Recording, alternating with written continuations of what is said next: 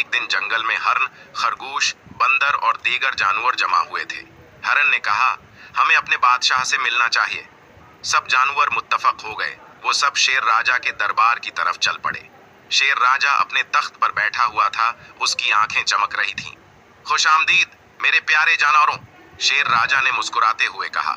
मुझे खुशी है कि आप सब मेरे पास आए हैं।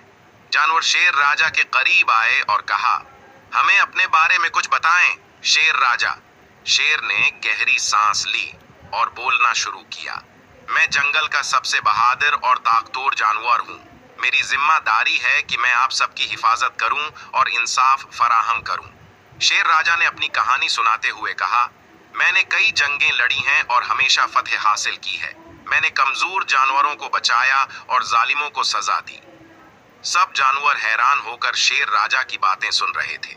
शेर राजा ने अपनी बात जारी रखी। मेरी ख्वाहिश है कि हम सब मिलकर इस जंगल को एक बेहतरीन जगह बनाएं जहां हर कोई खुशी से रह सके। जानवरों ने शेर राजा की बातों पर तालियां बजाएं और खुशी से नारे लगाए।